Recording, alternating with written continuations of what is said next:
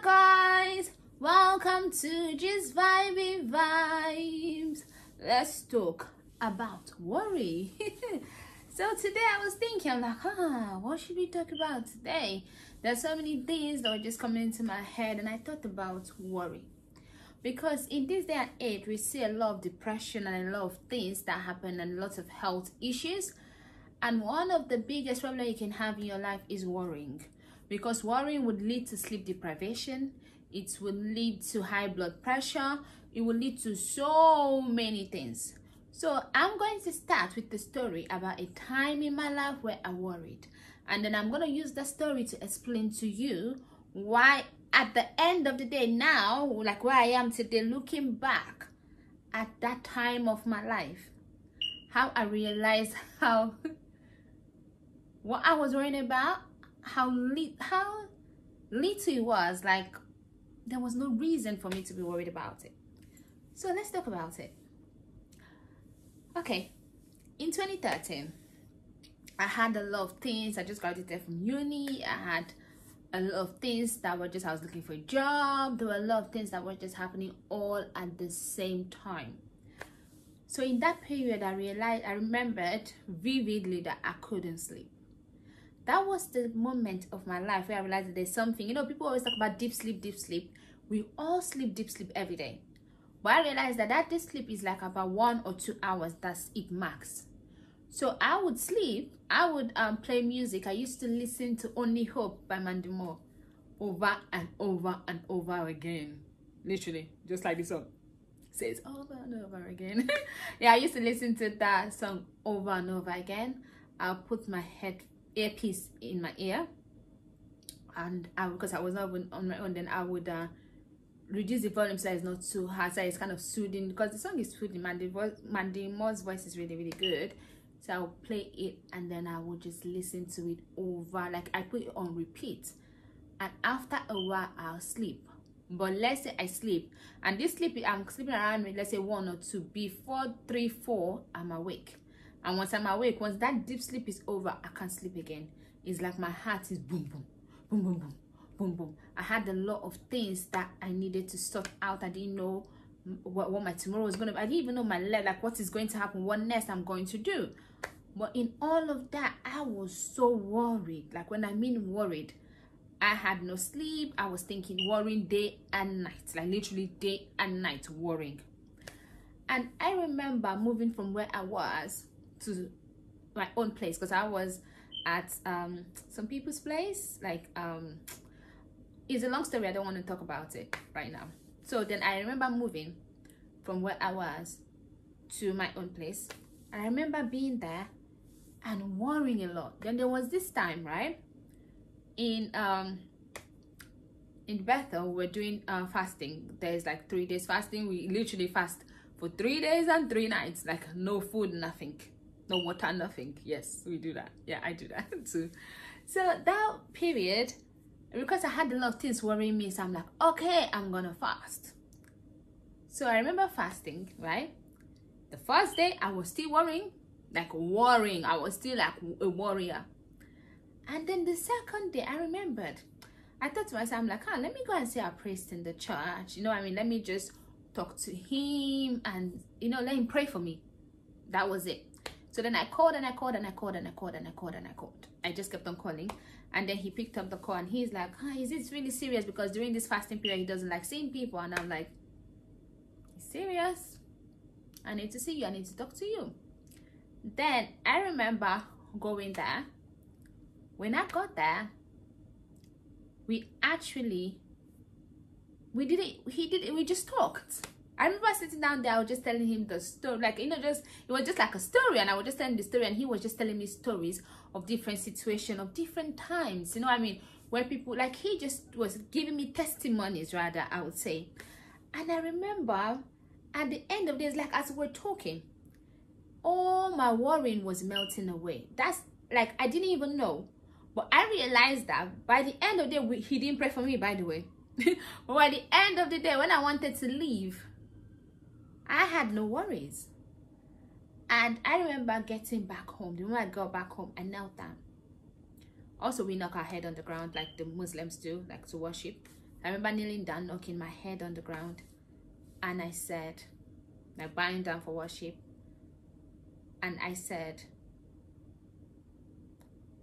like, I just said that like, you know, this thing that I'm worrying about is nothing.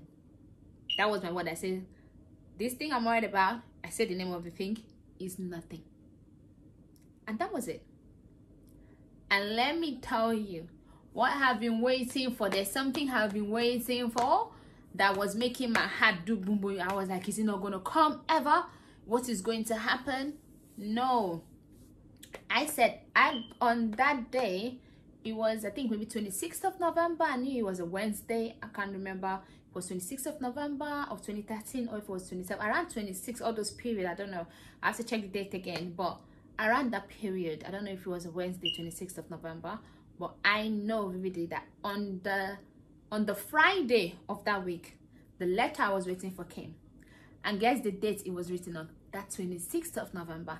I don't know, for me, that taught me that the moment I stopped worrying and I had faith, like I let worry go. Because, you know, they talk about, like, okay, for people that are not religious and all that, most of them believe in the universe and things like that, and they always talk about energy, you know. So while you're worrying, you're giving out negative energy.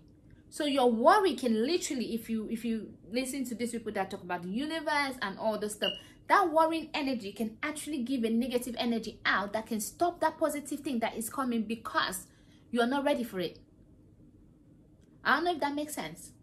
But for me, I realized that period, the day I decided that, okay, this thing is nothing, I'm not, like, you know, it's over, I'm not worrying about it anymore, like, I'm done, I would just let go and let God. The day I decided that was the date that was written on that letter. Can you imagine? And then I received it, and everything was just smooth from that. That was a big lesson for me in my life. And from then onwards, normally I'm not a worrying person, to be honest. I am not a worrying person. Anybody that knows me knows that I worry about things, let's say, for 5 seconds, and that's that. Like, there's a way I think about things, right? I'm a solution kind of person, problem solver. That's me. If you have a problem that you cannot solve, that you're looking for a solution to, call me, and I would maybe be able to find a solution to it. That's just, I'll say, gift. So I realized that most times what I do is that when something is an issue, I look for solution. If I cannot find a solution and I feel like, okay, this thing is bigger than me, when something is bigger than me, I'm done with it. I just let it, because once it's bigger than me, then it's not bigger than God. So I just leave it. That's how I am normally. So I will not worry about it. I will not even dwell on it. Some people will be like, how come you're not worried? Oh, how come you're this calm? I can't. If I worry, what would it do? My worrying, would it help it? My worry, would it stop this from happening? No. My worry is just going to cause me high blood pressure. It's just going to cause me sicknesses. It's going to cause me different things, because I don't know what that worry is going to cause inside my body. You understand? Because when you're worrying, you forget about how to eat. So you don't eat properly. You might start eating. Some people go and start eating junk food. Some people don't eat at all. So you might have either malnutrition or you're eating wrongly. You know what I mean? So it is one thing, like, worrying does not do you no favors, even just in the normal sense of things. It makes you forget things that are other things that you're supposed to be focusing on. It makes you forget other blessings that are happening at that moment that you're supposed to be thanking God for. It makes you forget about even waking up and just thanking God that you actually woke up. It makes you forget, like, your friends, things that are supposed to make you happy. For me, when I'm worried, when things are not going the way I want it to go, I am that kind of person. I don't want to say I cut people off. I like to be with myself. So I will not call people. I will not want to pick anybody's call. I will not want to go nowhere. I just want to be like me, myself, and I. Like, I want to lock myself and box myself in so that nobody knows what is happening with me. That's how I am normally. So all of that, like segregating myself, and all those things can lead to depression. So today we're talking about worrying, because worrying will do you no good.